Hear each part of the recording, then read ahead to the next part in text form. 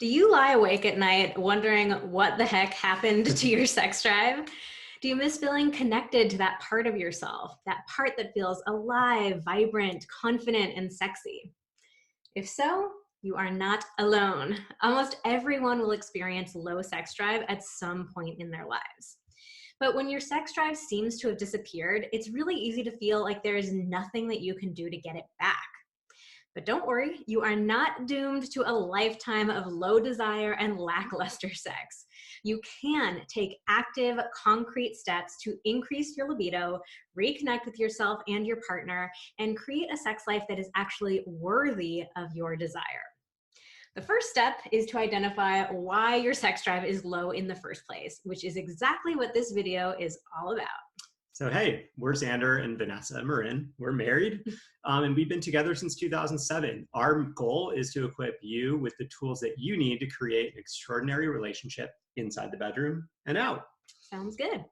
In this video, you're going to learn 5 surprising causes of low libido, as well as specific ideas for how to boost and improve these areas of your life. After watching this video, you will be well on your way to dramatically increasing your libido. Okay, so let's talk about low libido. You've probably heard about the usual suspects that can cause it, like medication, stress, depression, lack of sleep, all that stuff. But the reality is those aren't the only things that could be dragging your libido down. So let's get into the 5 surprising reasons that you could be experiencing low sex drive. Libido killer number 1, your bedroom. So if you're like most people, you probably have sex most often in your bedroom, right? But what I want you to do after you watch this video is to go into your bedroom and take a look around and ask yourself, is this a place that someone would want to have sex in? Does this inspire relaxation, connection, and passion? Or is your bedroom messy, cluttered, and full of distractions? Making your bedroom a space that you actually want to have sex in is a crucial but often overlooked piece of the sex drive puzzle. Yep. If you have negative associations with your bedroom, of course it's going to impact your libido.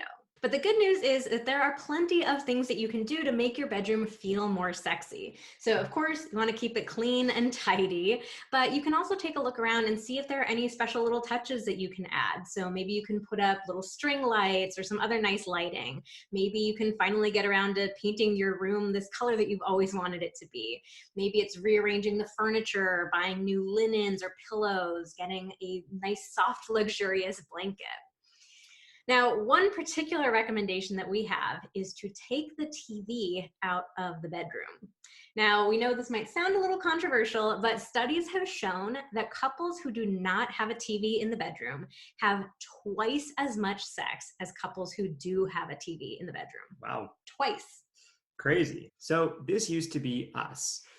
We had a TV in our bedroom basically from the time we started dating and living together. We would spend weekends in bed watching TV. We'd watch TV before bed. Every night. Yeah. And so one summer, we spent a month in Berlin, in Germany, and we rented an apartment. And this apartment did not have a TV in the bedroom. In fact, it had no TV at all. And the bedroom had one interesting feature that we initially thought was really cheesy, and that was a red light. And we were like, oh man, this red light, it just like everyone else in the apartment building is going to know that we're having sex if it's on, blah, blah, blah.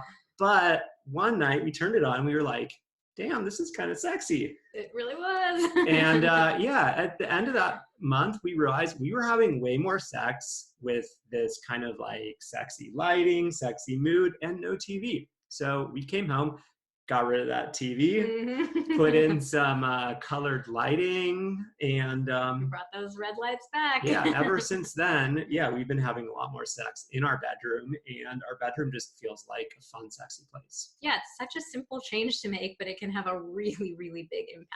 Oh yeah. Okay. Libido killer number 2, your phone. How many times have you tried to connect with your partner and you see them engrossed in their phone, like Instagram, Pinterest, Facebook, all the things. And then how many times did they accuse you of doing the exact same thing? So the reality is you and your partner, you're missing out on countless opportunities to be connecting with each other due to your phones. And then each time you see the other one like engrossed in their phone, you're building resentment and you're feeling less important to them. And not to mention, the more time that you spend on social media, the more time you're just barraged with these images of perfect looking people living perfect looking lives with perfect bodies and perfect everything. Yeah, perfect everything. So just try to make an agreement. Put down your phone when you're together, limit your screen time, prioritize your in-person connection. Now, I'll be totally real. This is something that we struggle with all the time too. It's easy to say, be more mindful about your phones, but it's just so easy for it to creep up on you in the moment. It's so easy to forget that you're doing it. You're getting lost in your phone. It's instinctual. It really is, but it's really hard to miss when your partner's doing it to you. So it's kind of a bad combination there. And this really affects us in the bedroom too. So if I'm feeling interested in sex one night, but I walk into the room and Xander's already on his phone, I just give up pretty quickly.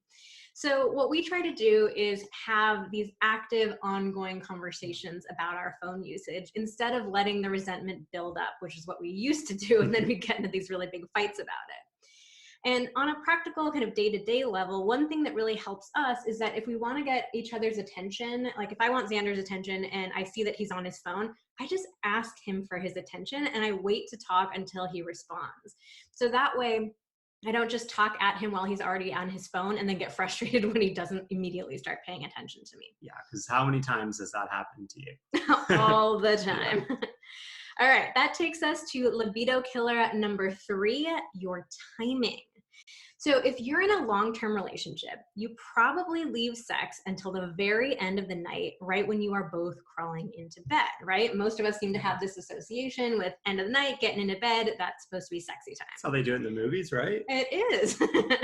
But the reality is that this is the absolute worst time to try to have sex because you're already exhausted. And you're thinking that, you know, whatever time you spend having sex, that's just cutting into the precious few hours that you have left for sleep. There's just way too much stacked up against your sex drive in that moment. It's really not likely that you're going to end up having sex when you're thinking about cutting into your sleeping time. So it's really important to make the space for sex when you actually are going to have the energy to have it. Yeah, we used to never talk about this. We just naturally left it till the last minute, which is, like Vanessa said, right before bed. And then, you know, if one person is too tired or both of us are too tired, someone has to get up early to be into the office for a meeting. Like, it's just not going to happen.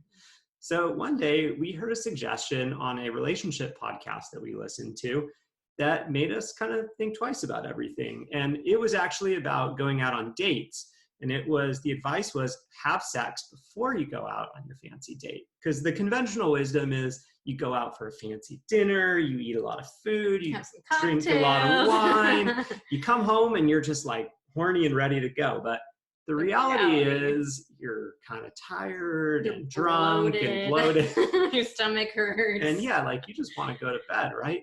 So the advice is have sex first. And we started doing that and we realized like, oh my God, we have sex, we go out on our date, we're both really happy, we're in love with each other, like we have a great time, and we come home and we can just pass out and it's great. It's so much better and it makes the date feel more fun too. Yeah, and so then we started doing that and we were like, okay, this is great. And we were like, well, we could probably apply this to just sex in general. Like, don't leave it till the last moment. Let's communicate about it and let's try to do it before all the responsibilities we have in the evening, like before we need to cook dinner, before we watch TV, before we take the dogs outside, all that kind of stuff. And so we started doing that and yeah, it's been great. We have way more sex.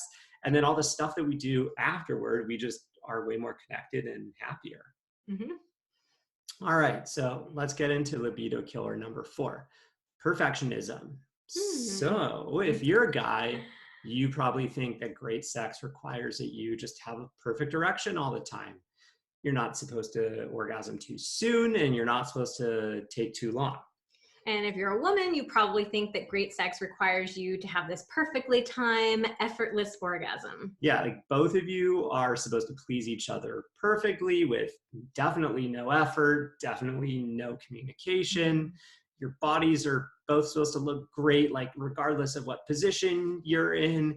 You're never supposed to make any strange noises or faces. And like every new thing that you try, like nothing is ever going to go wrong. It's just all supposed to be perfect. Yeah. So this kind of sexual perfectionism, as you might imagine, creates kind of an intense performance anxiety, and it can manifest itself in either or both partners. And think about it, if you're having a lot of anxiety about sex, like, is sex going to seem very appealing to you? Probably not. Like, nobody wants to risk humiliation of like an imperfect performance. So you probably are thinking, like, let's not have sex. Yeah, even if you're not actively thinking that, if you have all this pressure and expectation, it's very easy for that to start chipping away at your sexual desire. So, our advice here is that you've got to let go of perfectionism. There really is no such thing as perfect sex, despite what you've been led to believe by TV and the movies. So you really have to allow yourselves to be silly in the bedroom. That was when our sex life took such a big turn, was when we realized we could let go of feeling like we had to be perfect and play these really sexy roles and just be ourselves in the bedroom. We're pretty silly, goofy people, and we like bringing that aspect of our personality into the bedroom too. We just like being able to be ourselves in the bedroom, not feel like we're having to play these roles. So when you feel like you can laugh with each other, be playful, be kind of silly, or ridiculous, not get so self-conscious and worried about playing this perfect role, it really makes the anxiety start to melt away. And the more relaxed you feel around sex, the less anxiety you feel, the more you're going to crave it. Oh yeah. So that brings us to libido killer number 5, bad sex. So here's the irony. You've probably been so hyper-focused on judging yourself for having a low libido that you don't realize that the sex that you do have doesn't actually wind up being all that pleasurable. But here's the thing. If you're having unpleasurable sex, it doesn't make any sense for your body to crave it. Yeah. So if you want to have a higher libido, you have to work on having the kind of sex that is actually worth craving. Definitely. So that wraps up our 5 surprising reasons that you might be experiencing a low libido. So did you like this video? Give it a like, or better yet, let us know which of these libido killers surprised you the most, or where do you think things are going wrong for you?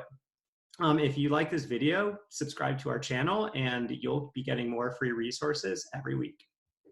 And we also have a gift for you. So there are actually 4 other surprising reasons why your sex drive might be low. So click the link in the description box to download our free guide, Secret Libido Killers, 9 surprising reasons why your sex drive has vanished. See you next time. Bye.